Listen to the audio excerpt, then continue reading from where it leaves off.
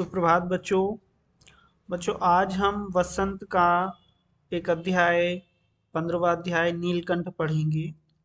इस अध्याय की लेखिका महादेवी वर्मा है और महादेवी वर्मा ने ये पाठ या ये कहानी एक मोर पर लिखी है जिसका नाम नीलकंठ होता है।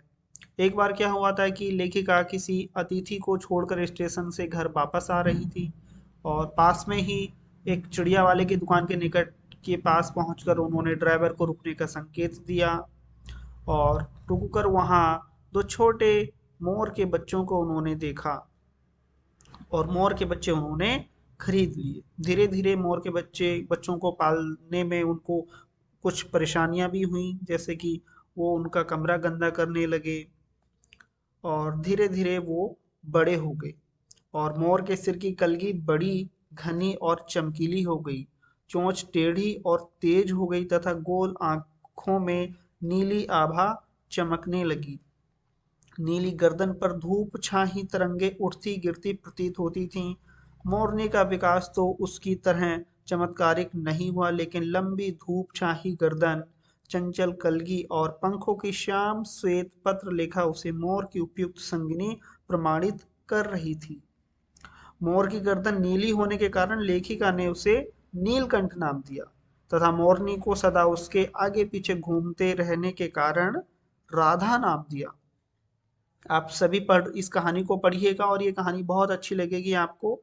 लेखिका कहती हैं कि मोर ने स्वयं को अन्य सभी जीवों का रक्षक और सेनापति नियुक्त कर लिया है। यानी कि लेखिका जो महादेवी वर्मा है, उनके घर वो उनके घर में बहुत सारे जीव जंतु पक्षी तरह के लोग तरह निवास करते थे, रहते थे और मोर की वजह से उस स्थान पर कोई भी व्यक्ति या कोई और दूसरा जीव नहीं आता था। उसके भय से फिर कोई जीव उसे नाराज करने का साहस ना करता था।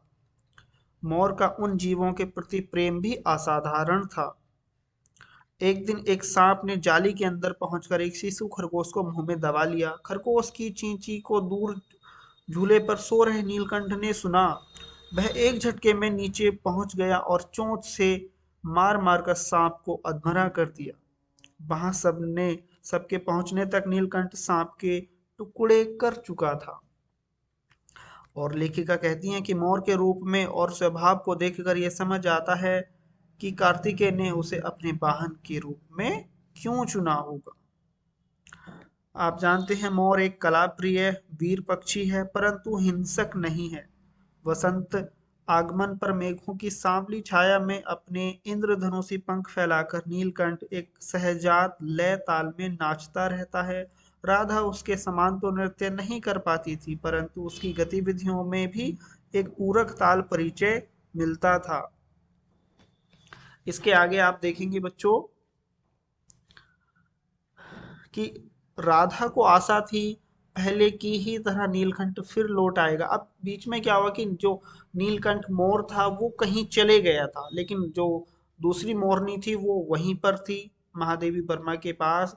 तो राधा को आशा थी कि पहले की ही तरह नीलकंठ फिर लौट आएगा और वह आम अशोक कचनार की शाखाओं में उसे ढूंढती रहती थी।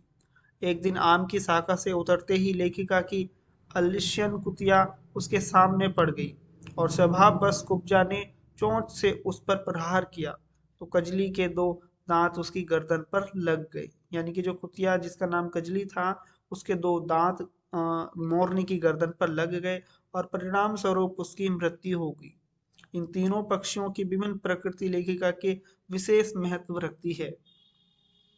राधा सदा नीलकंठ के इंतजार में रहती थी। आषाढ़ में मेघों के छाते ही वह ऊंची आवाज में केका कर नीलकंठ को पुकारने लगती थी। नीलकंठ उसकी यादों में सदैव उसके साथ रहा। तो बच्चों, ये जो कहानी है महादेवी वर्मा के द्वारा लिखी गई। महादेवी वर्मा हिंदी साहित्य जगत की बहुत प्रसिद्ध लेखिका हैं और उन्होंने विभिन्न पक्षियों को अपने घर में पाला हुआ था, जिसमें से एक मोर और एक मोरनी रहते थे जिनका नाम नीलकंठ और राधा था। तो बच्चों, इस कहानी को सभी बच्चे अच्छे से पढ़ेंगे और इस कहानी से बहुत सारे जो प्रश्न होंगे हम उन प्रश्नों को अपनी अगली कक्षा में पढ़ेंगे।